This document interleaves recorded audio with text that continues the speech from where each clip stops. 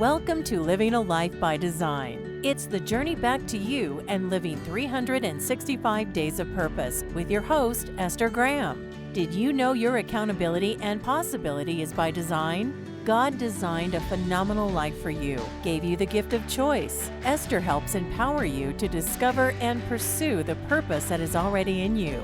Are you ready to look at yourself and see your future? Then get back to what is really important in life and get in alignment with your true self. Stay tuned to Living a Life by Design. Journey back to you and start living 365 days of purpose with your host, Esther Graham. It all starts now. Hello, everyone, and welcome to Living a Life by Design with me, your host, Dr. Esther Graham. I am so super excited that you made the decision, you made the choice to join me today. Thank you so much. I have a very special treat for you today, a very special guest, Emily Golden. Emily is a speaker, a coach, and the powerful voice behind the new Golden Rule. Emily's message is it's very simple, but yet very transformative. So come on, y'all, let's give her some love and welcome Emily to Living a Life by Design. Emily, welcome, and please take this time to reintroduce yourself to everyone. Thank you so much. I'm so excited to be here with you, Dr. Graham, and I'll just share a little bit about who I am beyond the things that you said. So I am a recovering perfectionist. So I come by my recovery honestly. So I run Golden Resources, which is a strategic talent advisory firm. Just a fancy way to say that I work with organizations on maximizing the potential within their teams, their talent, and really for the organization as a whole. I got my start in human resources, spent 17 years climbing the ladder, worked in financial services and the chemical manufacturing industry, only to realize that my ladder was up against the wrong building. I knew I loved working with people. I've always been fascinated by humans.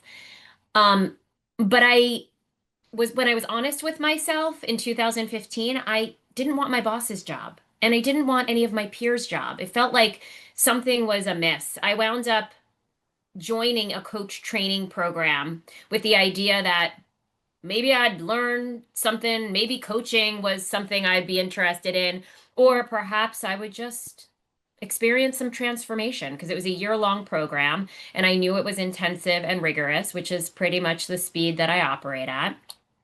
And I really found myself that year. So in 2015, I decided this is what I wanted to do full time. Had to do some work to actually leave corporate. It's not easy. Golden handcuffs are real. And in 2016, I officially hung my shingle and started Golden Resources. I am now a master certified coach, and it's something that I am so proud of because I have worked very, very hard to get to the point of having moments of mastery. None of us are masterful all the time. No. There are moments of mastery. I am a yogi. I am a mother. I am a dog lover. And I'm just really generally a person who likes to see possibility and love and light.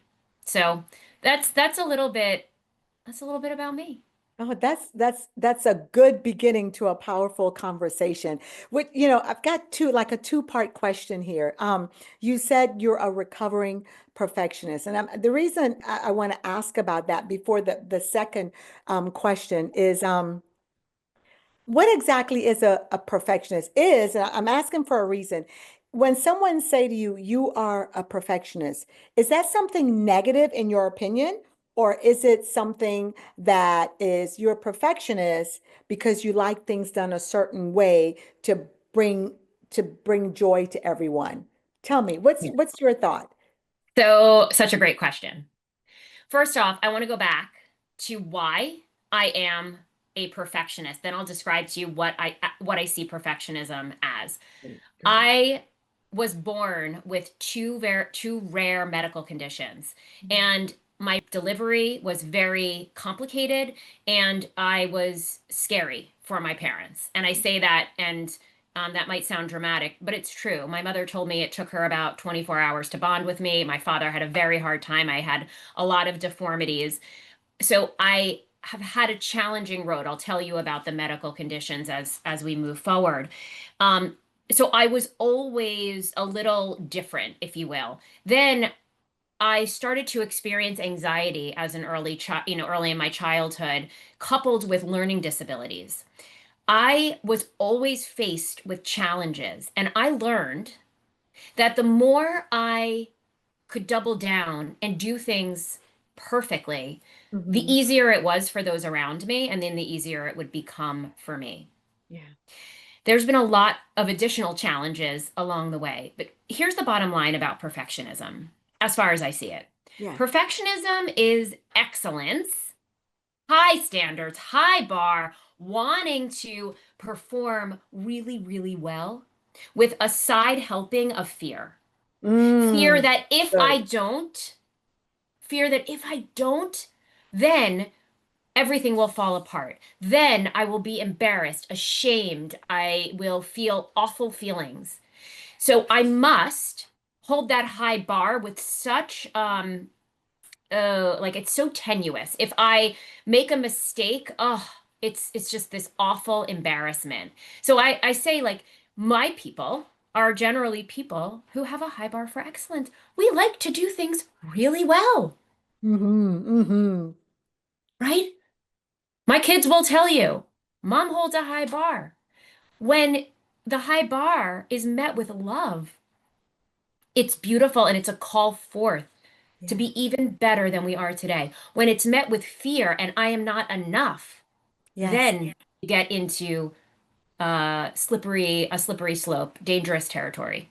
Yeah, I love it. I love how you define that. And you said you're recovering perfectionist. I think especially as entrepreneurs, and maybe not all of us, but I know that at one point in my life, I felt as if I was a perfectionist. And part of that for me was, I wanted just things to be like perfect for my children, perfect for this. And so I tried to just kind of control everything. Wasn't necessarily a bad thing, but what it does do is number one, stresses you out. For me, it's like, oh, this is it's got to be like this or it's just not going to work. But I love how you did it because sometimes as high achievers, we're perfectionists, and sometimes that perfectionism can stand in the way of building relationships, you Oh, know, yes. can stand in the way of just releasing and letting go Yeah. and let things, let's say, fall. My children taught me that for example, mom, Mm. release it and let it go. We're going to make mistakes. We're going to do this. You can't, control everything. And I had to learn that even in business, like, yeah, as I'm serving my clients, I had to learn, whoa, I can't, I know I want this like this for them. And, but I can't control every aspect of it. And so, and And I love that. And I say I'm recovering because I will always need the reminder mhm, that my attachment to controlling yes, is is something to work on. That there's yes. surrender whenever, and I can tell when I get into the territory of something that I was holding as just being great and Yes, excellent yes, becomes fraught with fear and discomfort. And then mhm, I'm like, okay, I'm back there. What is there to let go of? What is there yes, to surrender? yes. We And think if we it have makes you control. angry, if you're getting frustrated and angry, that's when whoa, wait a minute, I need to release this. Yeah, I love it. I love it. I love, it just took me off to that because this is a conversation, honestly, that we've been having behind closed doors, let's say, about what really is perfectionism. What's the high achiever? What's all of that? And to where we're just really clear, on what we're doing. And as leaders, I think it's just so important, as effective leaders, that we really understand, perfectionism, high achievers. What are we doing here? And so I love that you said you're recovering, right? Because I know for myself that sometimes, well, I've learned to just honestly I just have learned to just release it all. It's like, okay, and okay, that's gone. Let me just release this. And what I Yeah. found that when I release it, it just goes flow better, which kind of goes into our next, what we're going to speak of next, Hmm. because when you release things, and you're not controlling them anymore, I honestly think that it leads you. And when we come back, we're going to take a quick break, but we're going to come back and talk about the new golden rule and how treating yourself is, as treating yourself as you want others to treat you. And what was your journey to that? How did that come about? Because I think that may have to do with the recovering perfectionist or that high achievement piece. So, super excited to talk about that. We are going to take a quick break and we'll be right back.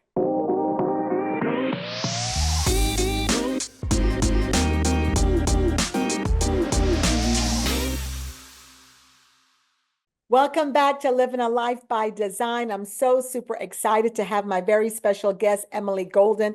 And listen, guys, if you haven't gotten your journal, your pen, whatever your beverage, your favorite beverage, grab it and sit and listen in and take notes because this conversation is going to be life-changing. We're talking about the new golden rule. How do you treat yourself the way, or treating yourself the way you want to be treated? Is that right? The way you want others to treat you. Did I get that Yep. right, Emily? Yeah, Treat yourself the way you want others to others treat to you. treat you. So what was your journey leading you to the new golden rule? And what does all of this mean? Because we always talk about, well, we got to treat ourselves the way we want to, the way we treat others. And we've kind of sometimes exactly. Let's talk Hmm. about that. Yeah. So, as I started my transformational journey, it became clear to me that I wasn't very nice to myself. Yeah.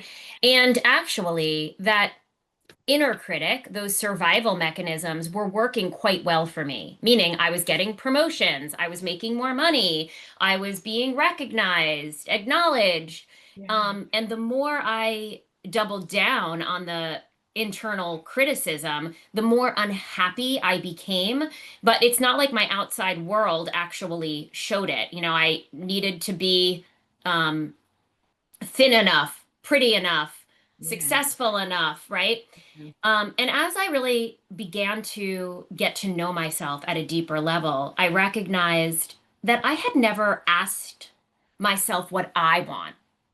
I had always just followed the plan and the path that had been laid out to me by my parents and society. And as I really turned inward, it became clear to me that I had this inner entrepreneur, that I had this inner risk taker, that I Yeah. had this inner um, energy that wanted to be released, and it didn't want to have to feel like it needed to look a certain way or be a certain way.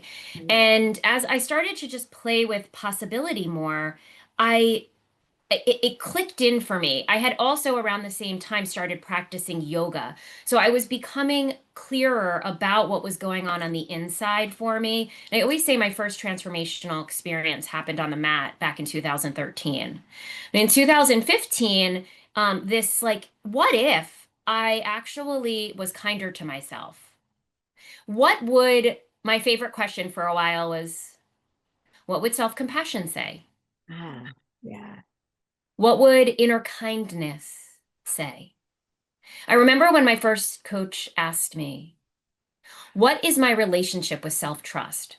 I was Mm, like, wow. Good oh, it question. was so powerful. And there began the seeds of giving birth to the new golden rule. Now, we'll call it out, right? My last name is Golden. Yes. So this worked out very nicely. I am one of those people who mastered, I'll say, and look, no one's perfect at any of these things, but I was over indexing on how I was treating other people. Thinking that if I just treated other people really well and did everything well on the outside, then I'd finally feel those feelings inside.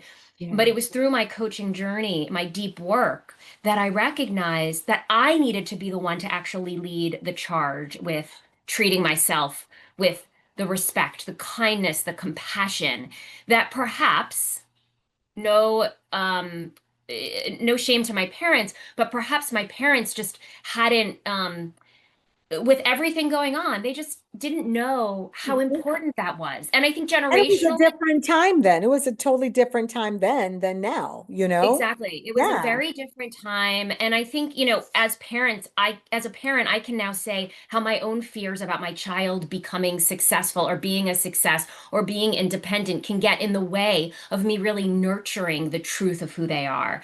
So the new golden rule was born: treat yourself the way you want others to treat you. And it is so simple. It is far from easy. And Yeah. it is a practice every day. It's a practice in patience with yourself. It's a practice in self-compassion, a practice in self-trust, a practice in self-kindness. And it starts with the very, very, very first place it starts is with real self-awareness. Who Mm. am I? Who am What are I? my gifts? What are my gaps? Yeah.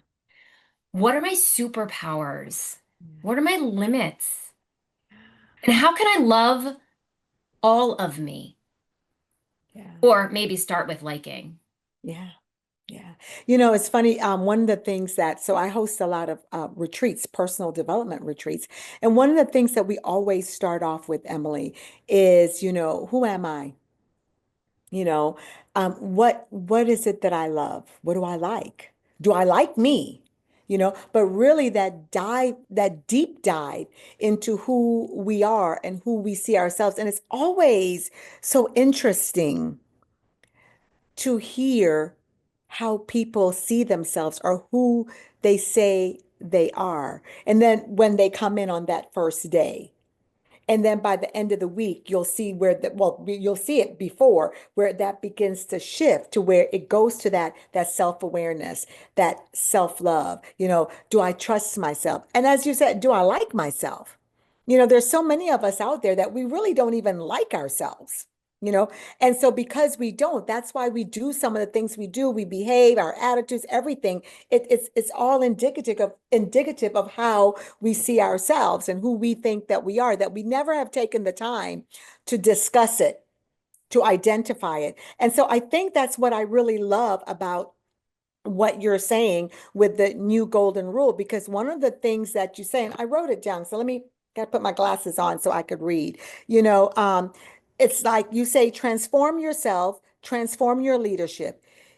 In transform yourself, transform your leadership. It's that self-leadership. And then that self-leadership, when you begin to transform, comes out of you. And so, in what ways do you see your self-compassion that you just spoke of, the self-leadership directly impacting the way we lead others and the legacies that we're building?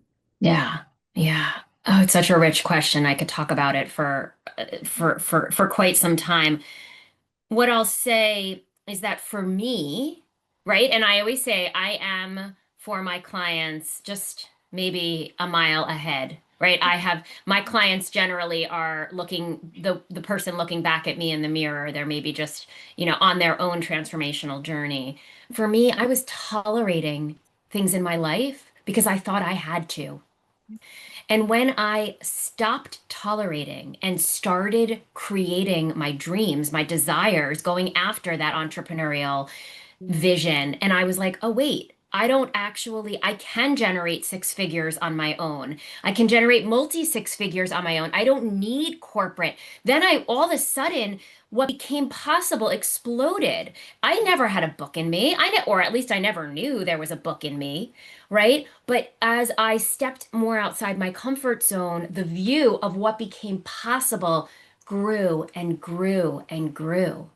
And this is because I was honest with myself about what I was tolerating, and I stopped tolerating, and I started getting woefully responsible and owning every choice I was making, every decision I wasn't making, and the impact of that, the Yes. narrative in my head, what I was believing.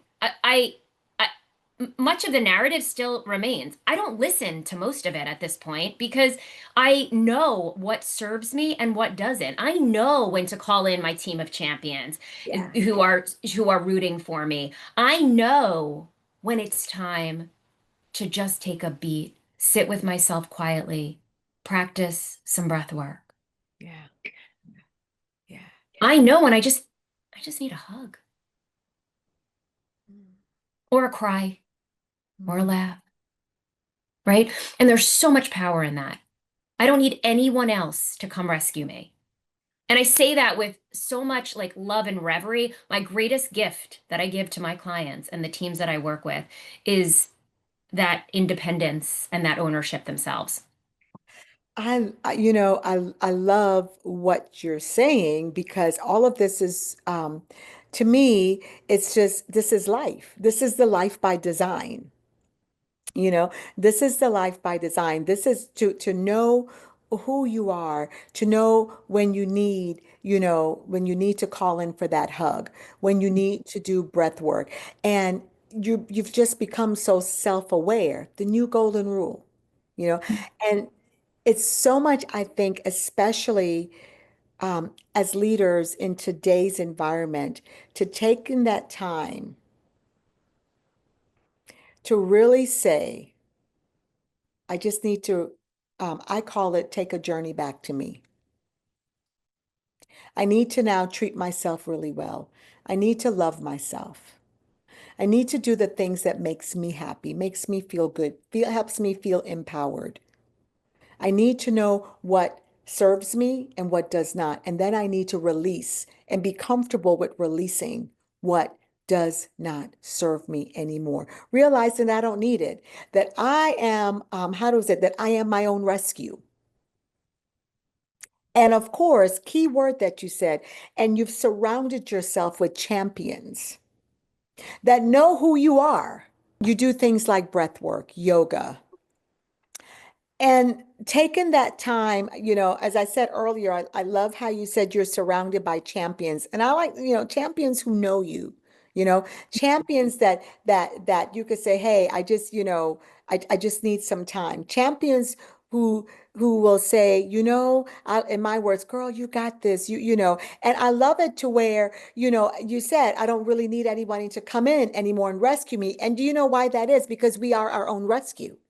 Right. Once we are our own rescue, once you go down the path of the new golden rule, let's say, once you go down the path of treating yourself the way you want others to treat you, meaning being very self-aware, giving yourself some compassion, rescuing yourself, then it's a lot easier for us to be powerful leaders because then we're training 100%. exactly that. And yeah, and so for me, that's really living a life by design. This is a powerful conversation because many of us as leaders, entrepreneurs, whether we're leaders in the home, out of the home, in our business, in even in corporate America, and I love it how you said you've come out of corporate America, I've come out of corporate America. There's reasons why because sometimes this does not resist in corporate America. But when we're thinking about the new golden rule, or I like to say, living your life by design, we're thinking about intentional living Mhm. and creating a life aligned really with purpose. It's creating a life aligned with purpose. And so, how do you, Emily, see the new golden rule helping people design a life that's not just successful, but deeply, deeply fulfilling? Yeah. I think it's important to call on something that maybe we don't talk about so much, and yet it's so pervasive. How so many of us look for the fix outside, the Yeah. promotion, the acknowledgement from our boss or our, family member, or again, that, being a certain size, losing weight, whatever, right? We're looking outside. That is not sustaining. I tried that game for many, many, many years. I promise you, that is not sustaining. That is outsourcing your value. And while you might get little hits of validation, it is not sustaining. The new golden rule is sustaining because when you know yourself, your desires, your dreams, you can go after them. But you wouldn't get in a car without having a destination and just be like, well, I'm going to let other people tell me, right? And expect that you're going to land somewhere spectacular, right? You would put that destination in the GPS. So the new golden rule is all about, again, knowing yourself, Yeah. knowing what you want, and then going after it. Holding, whether it's with a coach, with a colleague, with a partner, holding yourself to those dreams and those goals, those milestones, that accountability. Yeah. That's what it's really all about. Yeah. So for that leader, for that professional, that leader in whatever area they're in, and they're feeling unworthy, they're feeling stuck. They're still in the process of trying to find what fulfills them, even in their entrepreneurship, let's say, Mm-hmm. and in their leadership. What would your advice, what would they do? How would they, how would they move forward? Because I think that sometimes we can talk about it, but many times it's so difficult, for us to implement it in our lives. Mm-hmm. You Yeah. know, how can we begin to do that to where, even if it's a micro needle move or a micro step, we can just begin to do something that's going to get us unstuck. First of all, I think part of the answer is that sometimes we're not even aware that we are stuck. Right. So acknowledging and putting words to I'm stuck or I'm feeling stuck. Yeah, yeah, So a few things that come to mind immediately. Number one, who do you look at and admire? Who's yeah. out there doing something that you admire? And it may not be that you admire the exact thing they're doing, but perhaps you admire who they are being in this world. Who they're It, being. who they're being. It might be what they're doing, Yeah, yeah, but it yeah. really might be, but there's something about who they're being as well. Courageous, taking risks, whatever it is. So instead of getting down on yourself for being jealous or envious, use it as intelligence. Huh. This happened to me, by the way, not too long ago. I kept looking at my friend Henna online, and I was like, "What is that pang?" I was like, "Oh, I think I'm a little envious. I'm watching her get on stages and bring her message," and I was like, "Oh, right. That's my next play. That's my next desire. Thank you Love so it. much for holding the mirror up." Okay, so that's one place. Second place is to sit with yourself and ask yourself. You could journal or you could just ask yourself, go on walks. We all process differently. What do I want? What do I really want? What do I really, really want? Right? And the first few days, you might be like, nothing, I don't know, to sleep, right? I'm tired, just to sleep. Okay, great. And then give yourself what you want more and more and more. The more you pay attention, the more you will become clear. And the last piece I will add is to connect to spirit, the divine, the universe, God, whatever you believe in. This is not a Yeah, religious thing. yeah, This is a spiritual thing. yeah, Is like if there is something beyond and greater than yourself, what does that thing want for you? And again, that might be like, I have no idea. Let's start with just like, do I believe that there's something bigger than me? yeah. For me, it took a while. Like, I remember having a profound moment looking at a tree and being like, there's got to be. Now, I grew up Jewish and, God was just given to me, of course. But did I really believe? But, for a while, I was taking so much on myself, there was no room to believe that there was anything else that could guide Yeah, me. yeah, yeah. So, those are the three things.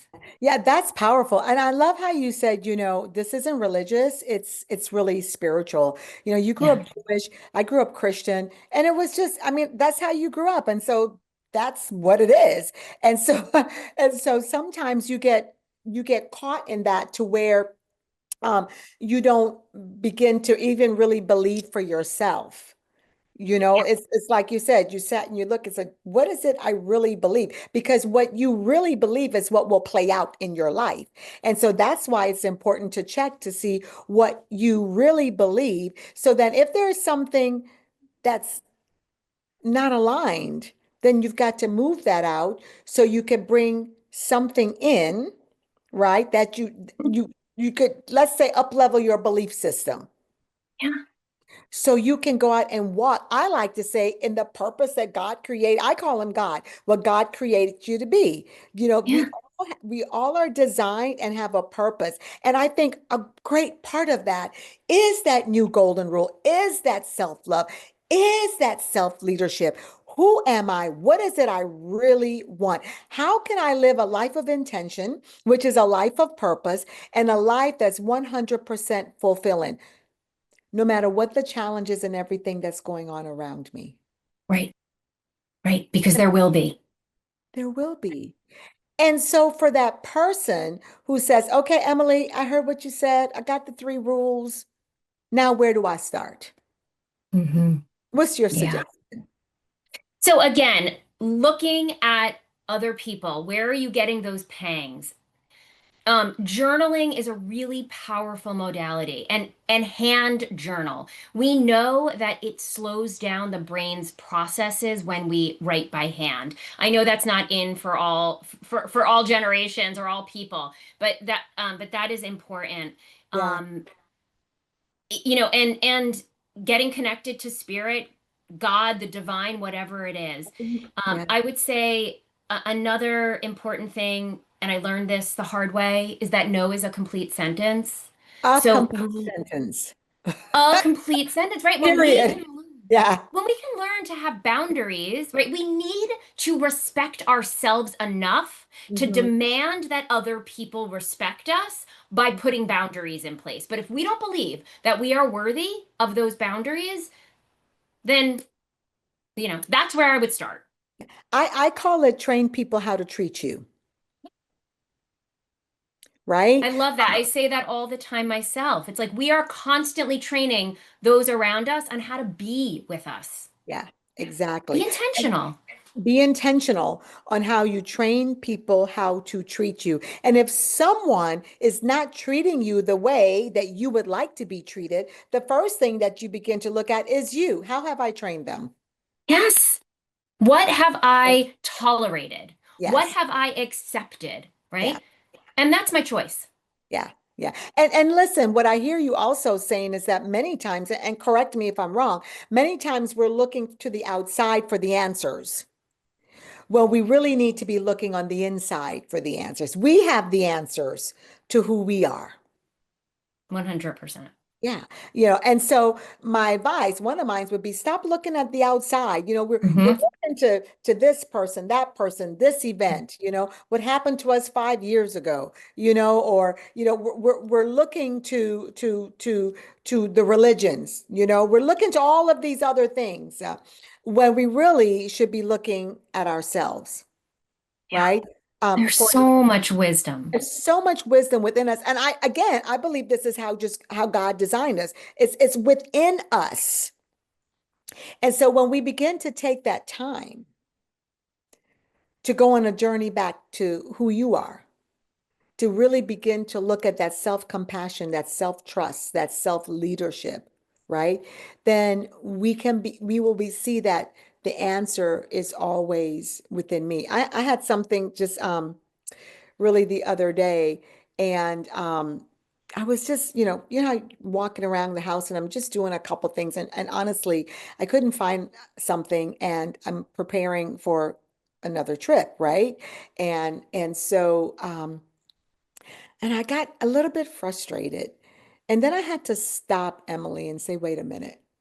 The answer is within you, you know. And so first of all, I said, okay, God, because that's my conversation. And I said, okay, God, you're always with me. You're always talking to me. Why is it sometimes I feel like if you're not with me and you're not talking to me, you're not doing anything? And here it is. Well, Esther, what is it that you believe? Well, I believe that the answer is always within me. Okay, so now take the time to stop and look. And immediately, I'm so serious. It's like, oh, there it is right there in plain sight, but yet I couldn't see it. How many times has that happened to us? Some things are just in plain sight of who we are, what our purpose is, and So yet powerful. we don't see it. You know, Mhm. we'll be right back in just a few moments. Stay tuned.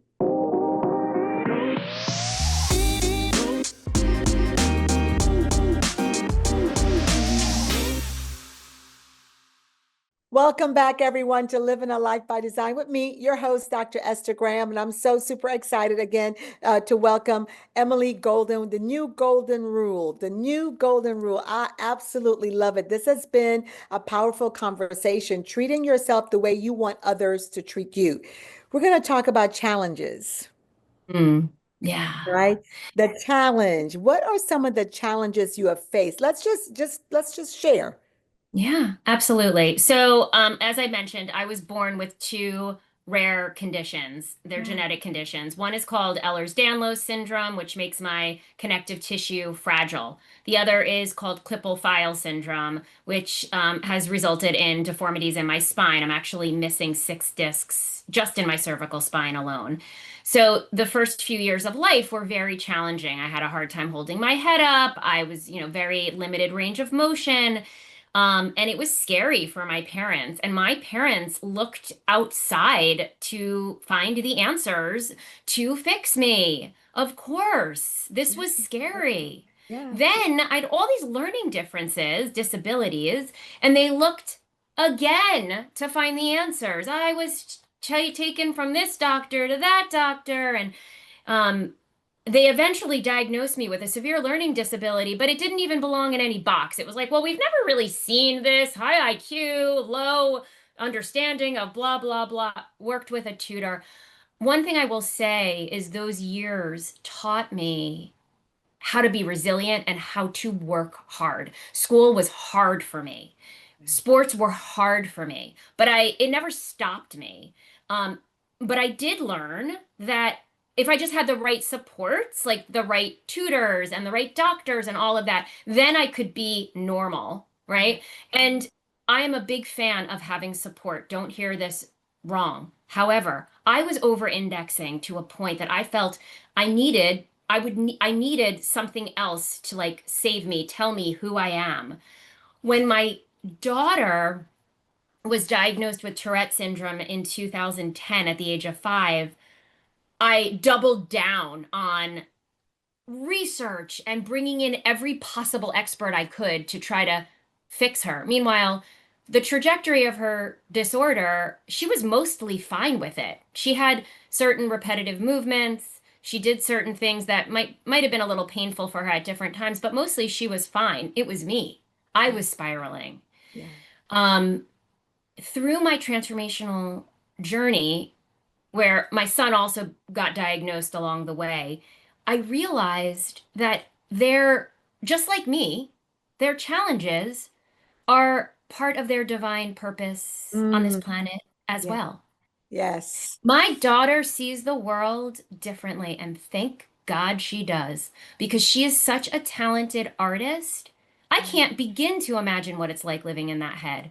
She is so talented. She can create from nothing. She sees visions that I couldn't imagine. She's in Paris right now studying fashion because she wants to be a fashion designer, right? So good. So good. And that's all because she was given the support to really learn herself, understand and honor her gifts. She's Mm, got gaps, of course, we all do, but she's not like sad about it. She's like, oh, I'm not great at math or what. She's not sad about it. She knows how to lean into what works for her and get the support for the things that maybe don't. And I see the same thing happening with my son. And it's just parenting is the ultimate leadership role. And if we could just bring into our parenting the doing our own work and filling up mom and filling up dad so that we are not looking to our children to fill us up, Yeah. in ways that we are responsible for being filled up, we will raise wholehearted and sturdy children. So that's what I have to say about that.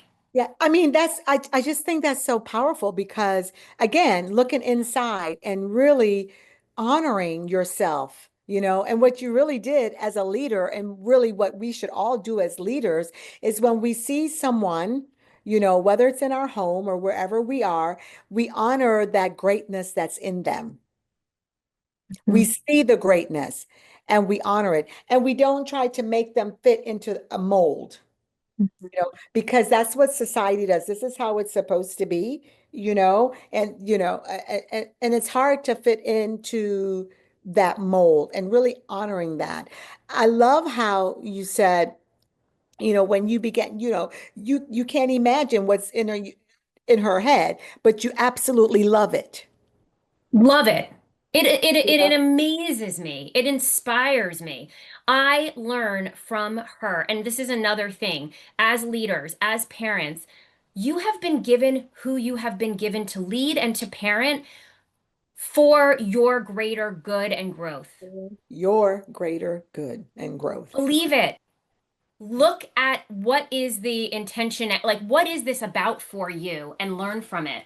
Yeah, yeah. And that your challenges is for you to grow and to learn. And I Yeah. think many of us we look at our challenges as obstacles. It's this, it's that, it's all of these different things. But it's not. It's really for you to grow and learn. So changing the view, as you said earlier, changing your perspective instead of being envious when you were looking at your friend and she's on stage is saying, "Oh wow, what a great reminder."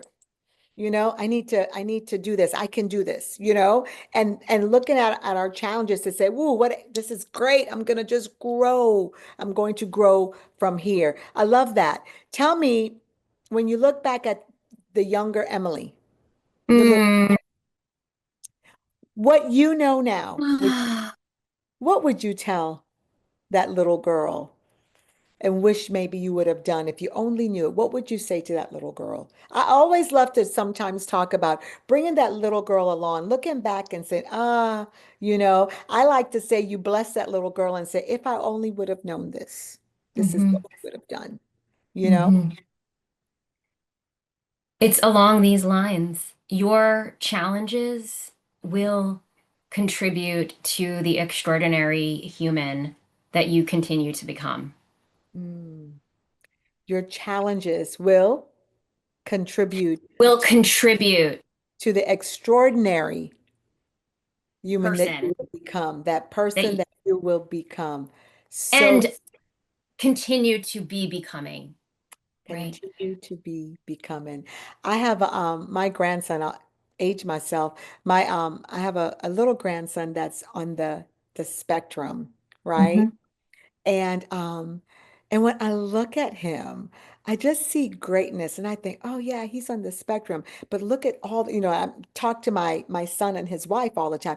Look at all the great things he's going to do, that the challenges he have now and the things, when he gets over senior, think about what he's going to grow up to create in his life. So let's celebrate Mhm. the person who he is right now. Listen, y'all, the person who you are right now, you celebrate who you are right now.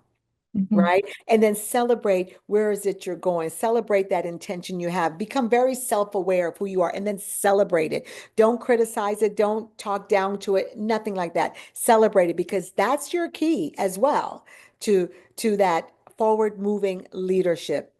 Emily, how can anyone reach you that wants Mm. to connect with you? So I am on LinkedIn all the time. That's really the social that I play on.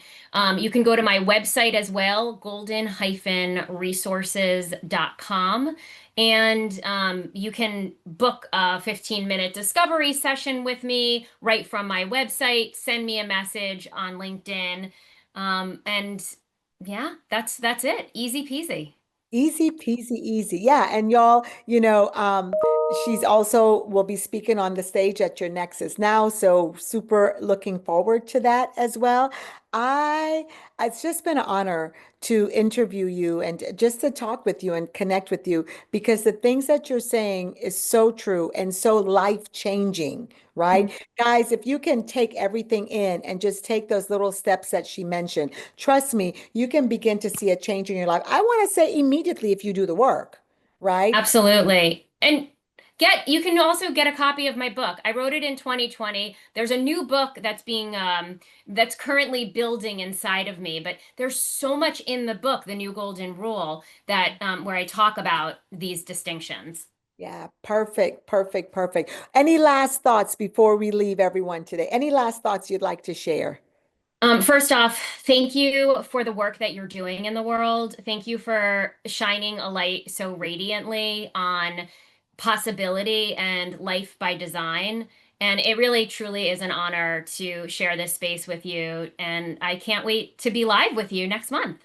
Yep, I can't wait. I'm looking forward to it. Everyone, thank you so much for joining me and Emily. Um, don't forget, this podcast will be any and everywhere that you get your podcast.